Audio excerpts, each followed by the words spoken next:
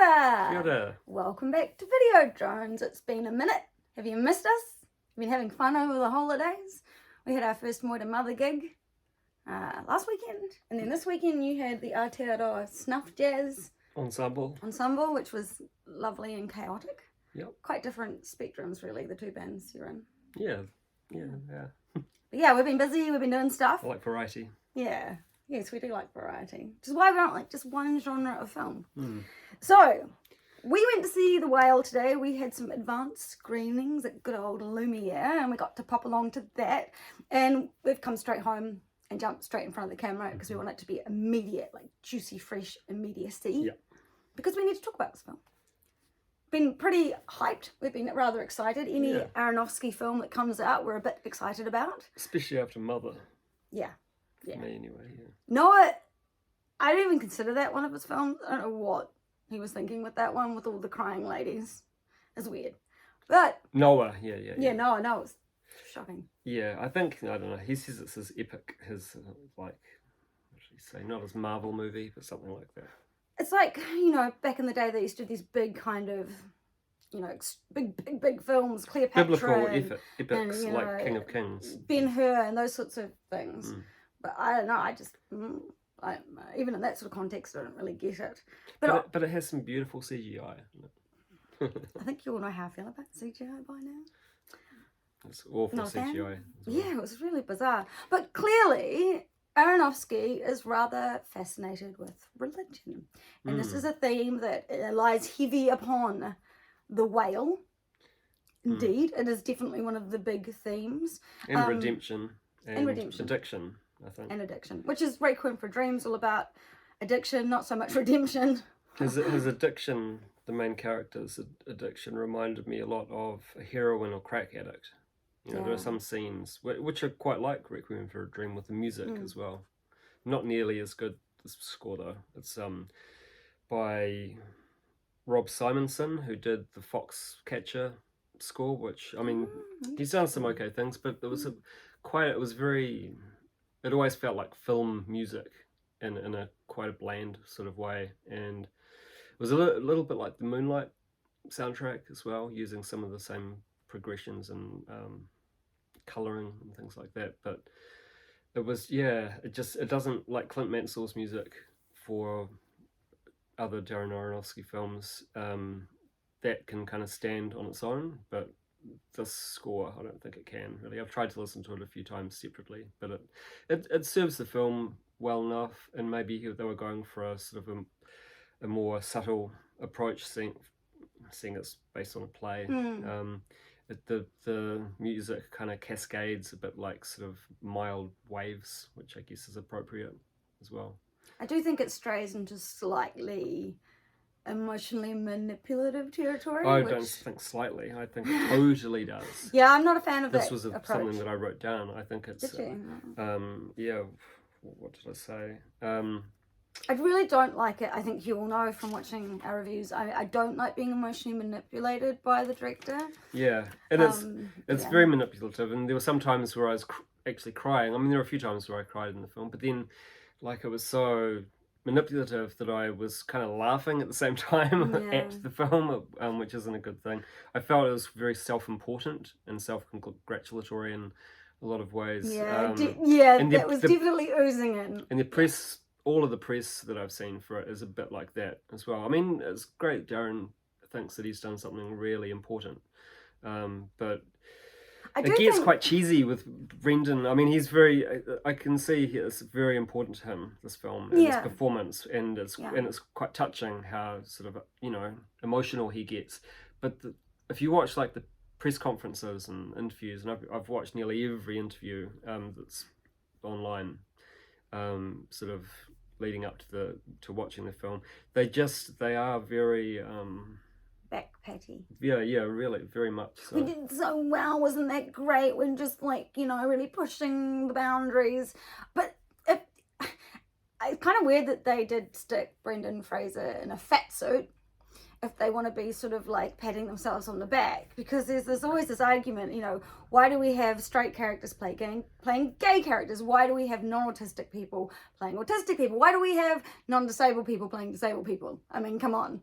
I don't know. I think if they really wanted to do something that's actually groundbreaking in some respect, they would need quite a genuinely, because America, as far as we know, we keep being told this over and over and over again, is absolutely packed full of obese people. That is a massive problem in America, and increasingly in New Zealand and in the UK. So it's not like they wouldn't have had obese people, like morbidly obese people. I can answer that for you though. So I've watched so many interviews, and Darren Aronofsky this has been a very long gestating process to get this film made, and he literally waited 10 years to get it made. I mean, he could have made it over 10 years ago, but he was waiting all of that time for the right actor, and he said he auditioned like everyone out there that were, you know, all of the big names in Hollywood, and I'm sure he would have looked at you know, obese people as well, but he finally, he's not even a fan of Brendan Fraser, but he saw him in a trailer for a Brazilian film that he had done, and I don't think he even watched the film, but he saw something in his performance in the trailer that made him reach out to him, and then they met, and I think he auditioned for the role, and it was better than he even thought from the trailer. So I don't know, I just think why he cast him. Yeah, okay, that's why he cast him, but if you get a genuinely morbidly obese person, they don't even maybe need to be the best actor in the world, because they're living that is the reality. This role requires a really good performance. I mean, that was the thing. That was the thing that made me cry a few times in the film. I've seen some pretty, I mean, even like, hey, so I can have a confession to make. This may not make me very popular because some people think this show is really exploitative. And the only people I've heard that from is obese people. They've said that. But I really like My 600 Pound Life. And you watch it to go to sleep at night. I don't know. It like soothes you to sleep. I know how weird that is. But I find it weirdly, I find it kind of comforting. I don't know what it is. But I struggle with disordered eating myself. So have I. On the opposite end of the spectrum. Hospital for starvation last year. Yeah, you and I both have a very... we are intimately aware of what eating disorders, disordered eating can do to you. And addiction. I mean, that's why I related to that character. Maybe that's why it affected me more emotionally than it did for you. That makes a lot of sense actually, because I've definitely struggled. Alcohol, it's not a good thing. I'm very careful about alcohol now, and I stopped drinking for a good period of time just because I actually didn't realize it, but I blamed the alcohol this whole time for how I was behaving. But it turns out that I was taking a lot of clonazepam at the time because I had really bad social anxiety because some really horrible stuff had happened, so I was quite traumatized. So I would take clonazepam before I went out, and then I would drink, and then I would get like horribly messy and be a total dick, which I was never like that before when I used to drink. And then Nick pointed out, he's like, you do know that clonazepam and alcohol.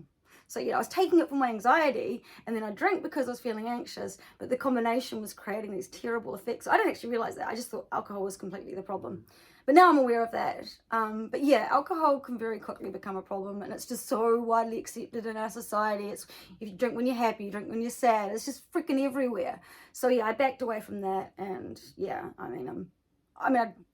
I'm okay now. I mean, I just don't like hangovers enough, I think, to actually ever really become a proper addict. But that's my one little flirtation, I suppose, with addictive behaviors. You could probably describe disordered eating as a form of addiction, kind of. Yeah, it gets pretty obsessive. But anyway. Oh, eating, of course it's an addiction. I mean, that's why. Not eating. Not eating. Is that an addiction? That's why I don't know. Crack and heroin. Yeah. Yeah, no, I don't know if not eating. I mean, he ate a whole chocolate bar in about 2 seconds. Yeah, he must have eaten quite a lot of food. It's very hard for me at the moment because I'm trying to lose a little bit of weight, and just watching the amount of food that he was cramming. He's putting ranch. I guess they call it ranch dressing. I wish I knew what that was tasted like. He's getting like 2 pieces of pizza, shoving ranch dressing all over. Yeah, it made me feel a little bit better about my weight. Actually. Yeah, well, that's another reason I think. I hate to say it, one of the reasons I watched My 600 Pound Life is because I have body dysphoria, so I think I'm a lot bigger than I actually am. And I look back to photos when I was like much younger and like was a stick, and I thought I was really fat. So part of watching it for me is to remind myself that, I have just dysphoria, that is what fat people actually look like. But on the other hand, I actually find it really amazing and inspiring when these people who are struggling with such intense issues of addiction manage to overcome it and lose the weight and get the surgery and keep the weight off. Like, that's kind of like, I don't like watching sports, but yeah, I'm just alone watching my 600-pound life, and I'm just like cheering and like, just like, yes, when someone like actually, it just feels, I support that. I suppose that's kind of like, you know, the emotion you get when you're cheering when a team is winning. I feel that way when these people are overcoming their addictions. But also, I guess I also had a lot of bias towards people who are overweight, because for me, like, I'm like, how could you get to that state? Because whenever I start getting like a little bit bigger, I start freaking out and I eat less and I watch my calories and I'm like, how do you get to that state?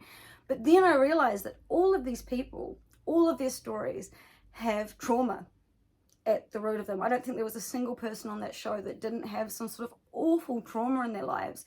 And that kind of helped me have a lot more compassion and empathy for people who are overweight.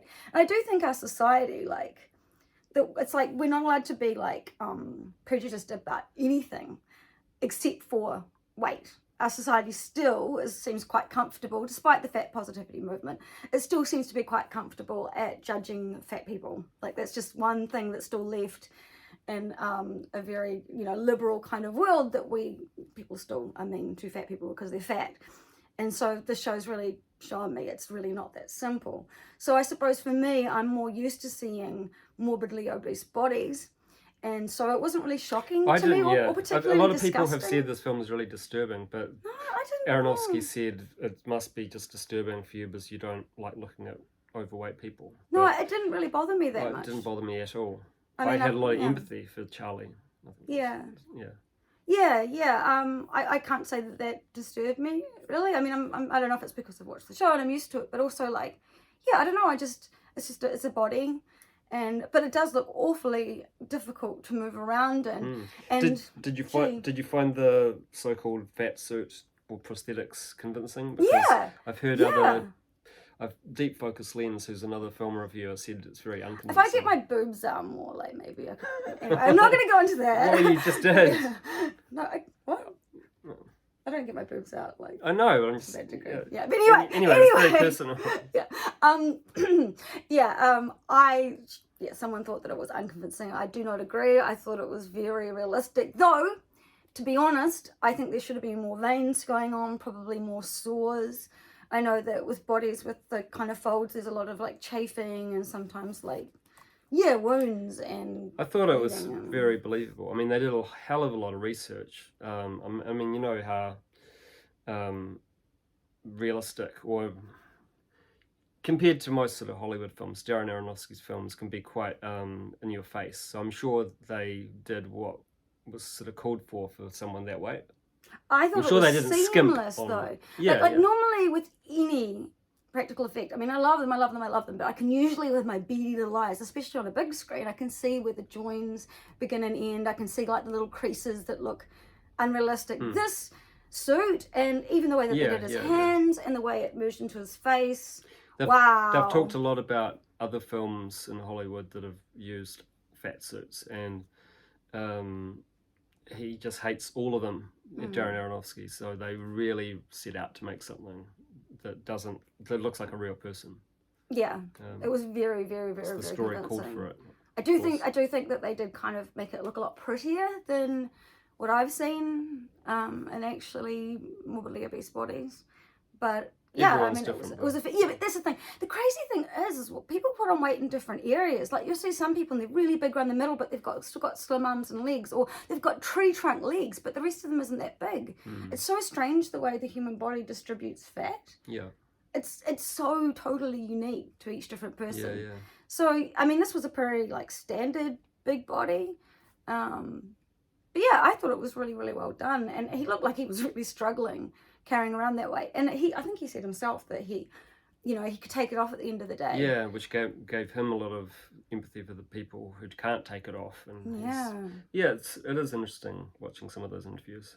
They do get a bit cheesy sometimes, but it's worth watching them. I found the set really beautifully done as well. It was actually, and it was a set, not a house or anything, but just there were lots of minute sort of details that made it feel like a real house, like lots of run, houses I've run been down and dirty and Yeah. actually it's not a hoarder's house though. It wasn't like, you know, No. that filthy considering you can't really clean up anything. Gosh, But even like the old computer, the laptop that he's yeah, using, yeah, things the old like dirty that. laptop. So you mean, and I mean, it's not giving anything away. In the first scene, you're introduced to him, and he's like jerking off to some gay porn, which is quite an interesting way to introduce a character.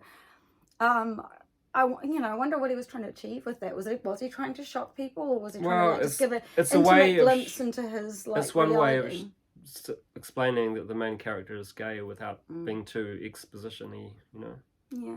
Yeah. Interesting introduction. He always, I was just saying this to you before, that I love his films because more than any other American director I can think of, he always shows people who are very complex characters. I mean, everyone in this film had something very likable about them, but they also had very unlikable things as well. Yeah. They were very full of extremes. The daughter was possibly the most unlikable character, but she was, and Brendan Fraser has like really sort of stuck up for this character. He feels very protective of the character, his daughter's character. He is in the movie as well. Yeah. I mean, his character is very protective of her. He sticks up for her by saying, you know, if anyone has had like a parent sort of walk out on them, you would be as kind of angry as she is. And she's a teenager. She's teenage girls. They're not exactly rational. I've had a father that wasn't around much when I was younger, and it does give you some resentment. But luckily we have a better relationship now. It's a lot better. But I mean, but that didn't happen to you. You know, you're a lot older. She's only 17 in the movie, only just getting to know her dad. So yeah, it's almost kind of quite selfish on his part in a way to put himself into her life as he's literally dying. You know, it's kind of almost quite a self-serving thing to do. Yeah. There's some interesting issues around, like, you know, how self-centered he really is, how he needs to know that he did something right with his life, and sort of putting all of that onto another human being rather than taking any accountability for his own life, which, yeah, I mean, a lot of addicts, I suppose, struggle with that. I mean, when I was at my worst with my disordered eating, I was totally obsessed with myself. Like, all I thought about was my body and how big it was and how much I ate. Like, I was so freaking boring. That was one of the reasons I decided I needed to, like, change, because I'm like, I used to have all these interests and do all these interesting things and read all these interesting books and be, you know, have all these hobbies. And now all I do is obsessively think about food. And I was like, this is so boring. Like, I don't want to be this person, like, forever. And it's good. Yeah, I just noticed that it was just all consuming. It just completely takes over everything. It's just every part of your existence. And that is fucking boring. It was for me. It made me a really boring person, a boring, obsessive person. So that was one of my big motivations when I realized what was going on, that I needed to do something else and not just make that my sole thing. Because, yeah, you become, personally, I'm not saying this is everybody, but when I was in that state, I was extremely selfish. And all I could think about was myself, and it wasn't a good person to be for myself or anybody else. Yeah.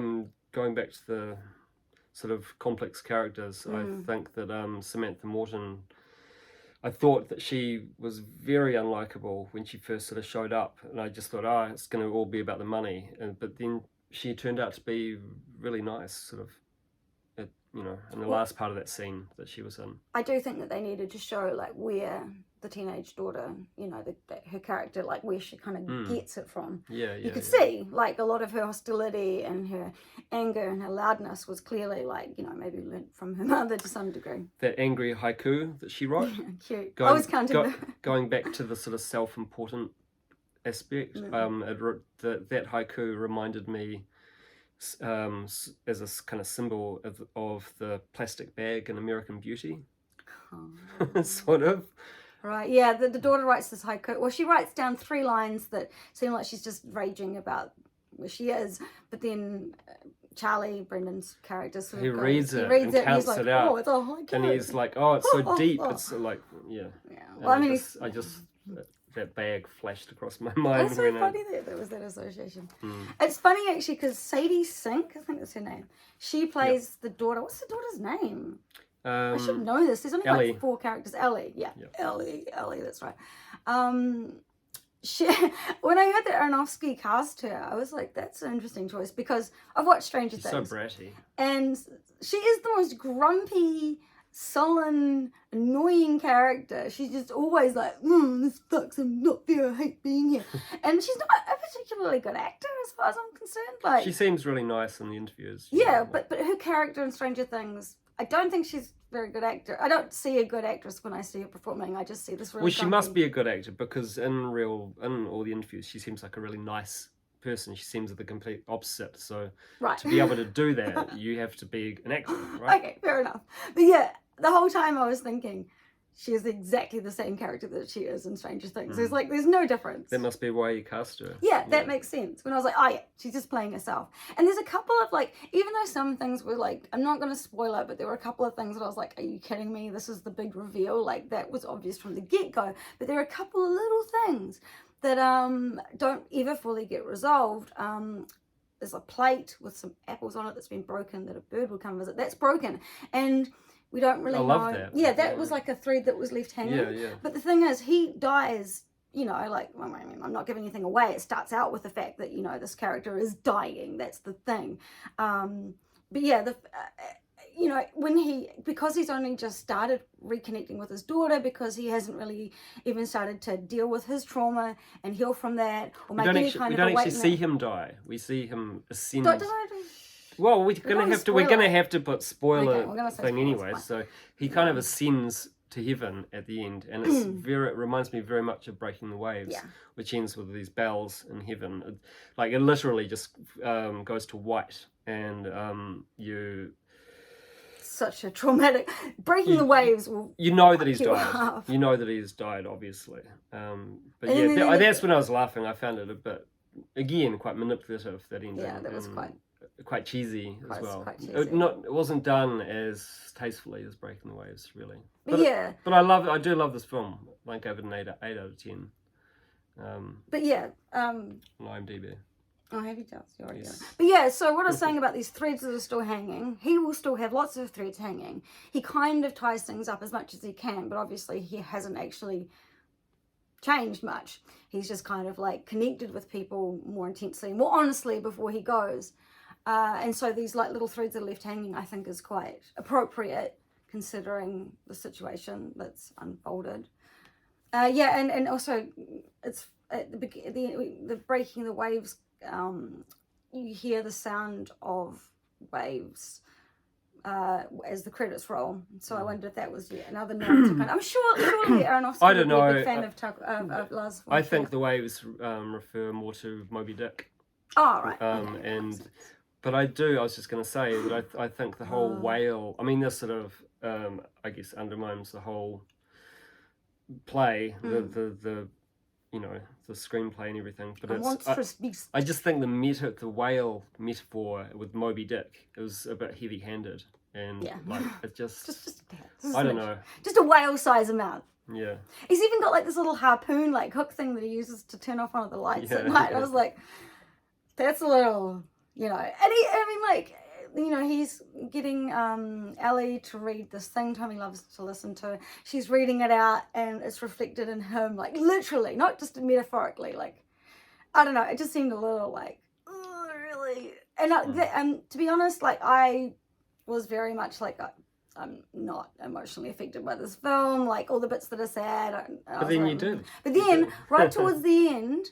Right towards the end. No, the cheesy bit took me out of it. It was before it got to the pure cheese. Yeah. Like I was actually like getting the emotions. I was like, fuck, this is actually really sad. But then they did that cheesy, weird shit at the end, and I was like, when he was walking towards it, I was just like, oh god.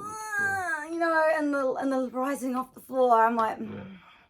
There are a lot of things more things I liked about this film than didn't like. Yeah. And the Kira, she steals the show, I think. She's just his friend that happens to be a medical professional that comes over to help. Exactly. Him. Well, Kira, she cares for him. She was the more than sister anyone of, else. Yeah, she was the sister of his boyfriend. That something happens to him. That's where all the trauma comes from. Yeah. I mean, and it's interesting too because it's kind of about like, you know, parents that fall in love with other people and abandon their families. There's all that kind of thing There's going a lot on. of things, yeah. There's a lot of stuff about, you know, are you going to go to hell? Are you going to go to heaven? I mean, this movie makes it very abundantly clear that, you know, this character, you know, no matter what he's done, he may be gay, but he's still going to go somewhere with his bright light and they're going to fly up like an angel. So, I'm sorry, this is kind of silly to me, but it could be more ambiguous. But I mean, I like that Aronofsky's saying, no, it doesn't matter what you look like, it doesn't matter your sexual orientation, it doesn't matter if you abandon your family, you still get to go to heaven. Because that's maybe the kind of thing he believes in. Yeah. Yeah, rather than having conditions upon your release to the holy realm. Yeah. I really liked the decision to use an aspect ratio that I think Bresson uses in all his films as well, which is quite cool. I know Aronofsky is a big fan of people like Bresson and Michael Haneke and probably Lars von Trier as well. I'd say so. Yeah. There's an interview with him interviewing Michael Haneke, so he's gushing over his films. So especially The White Ribbon, which I'd love to watch with you. I thought it was quite interesting. I don't know if it was intentional or not, but the Kira, what was the actress's name? Her name's Hong Chow. Hong Chow. She's good, real solid. She has this like little kind of scar or like cut above her eye right there, and this sort of Christian guy that's been coming around, he becomes a big part of the story. He's got like this little mark on his face. I don't know if it was a scrape or a mole.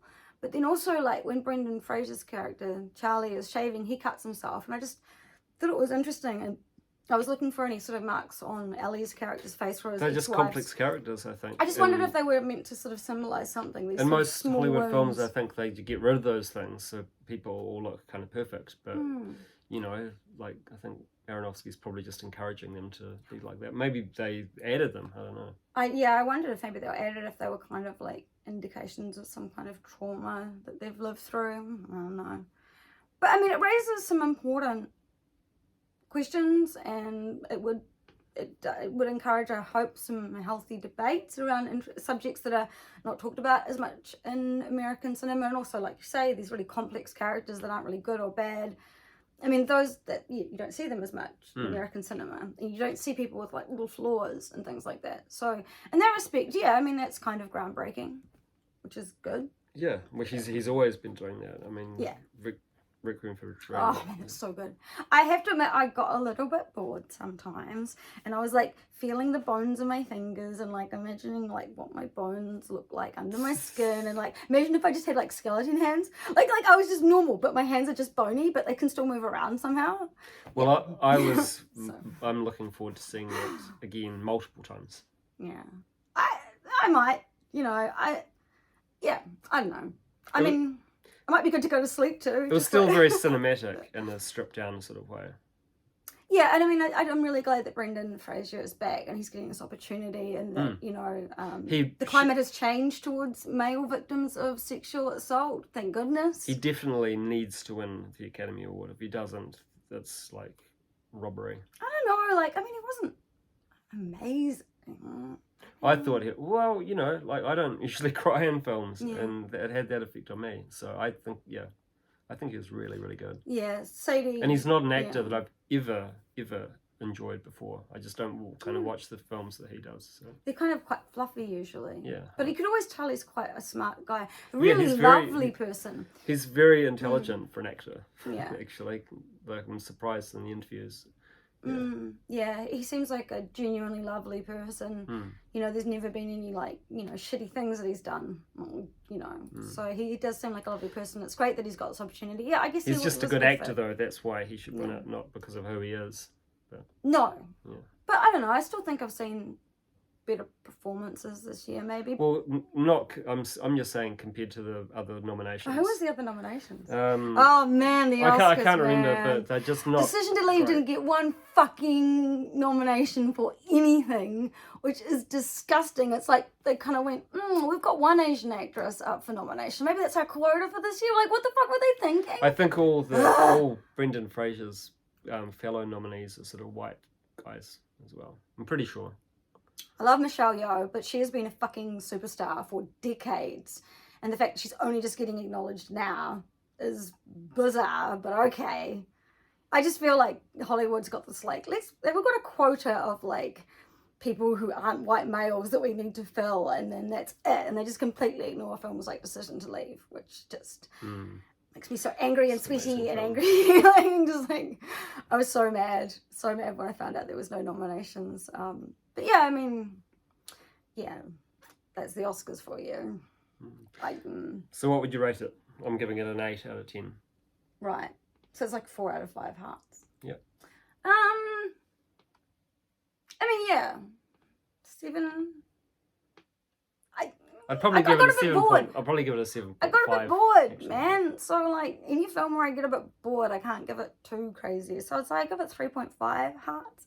Yeah. Out of 5 hearts. So yeah, so about a 7 out of 10. You give it 8 out of 10. I mean, make some more movies though, please, Aronofsky. We do love your work, and I'd love to see more horror, please. That would be great. His next one is a horror. It's called Adrift, and it's with Jared Leto, and it's based on a short story by the writer of The Ring. So I'm very excited about that. I do love that. Set on a boat. Yeah. So that's something I'm really, really excited about. And I mean, it didn't disappoint, and it did imagine to make me have a few tears, which is quite difficult for me, but it also made me kind of cringe a couple of times as well. Same. And I did feel a little bit worked over, and I don't like feeling like the director's like, I want to win an Oscar, so I'm going to make everyone cry. I don't know if he thinks that. Like he doesn't seem the type, really. I don't know. Maybe he just really wants an Oscar. No, I think he just really wants to connect with his audience. That was his big thing. Like he went into the play thinking, you know, how would I relate to someone like that? And by the end of it, he saw himself in Charlie. And that's why he wanted to make the film. And he saw everyone in Charlie, you know, like there was a lot to relate to. So I don't think it was anything to do with the Oscars, really. He's not really the type. It's a shame he didn't win an Oscar for Requiem for a Dream. But, you know. Yeah. Pity Alan Burstyn didn't win an Oscar. I'm going to go to my grave. You should probably write in my tombstone that Alan Burstyn should have won the Oscar for Requiem for a Dream, because I just would never, ever get over that. But yeah, I mean, yeah, I love his work, and it's an important film, I think, definitely. And yeah, I mean, it wasn't bad, and yeah. I don't know if I've got much more to say about it, really. Well, let's finish. So we're going to say bye. We've been watching the new Kingdom series by Lars von Trier, and it's been freaking amazing. Yes. We've watched Candyland. We've watched Pay What You Owe. What was that one? The Price We Pay. The Price We Pay. And we've watched, what was that other one with the woman? We watched lots. Softly, Quietly. So we watched some things, and we should probably do a review. Soft and Quiet. Soft and Quiet. That was an important film. We'll review something. So. Yeah, but we're getting back into probably The Kingdom, I reckon. Kingdom! Yeah, let us know if you've been watching that. And if you've seen The Whale, let us know what you thought. It'd be nice to hear some contrasting opinions. So take care out there. Be good to yourselves. Be good to other people. Bye. Bye.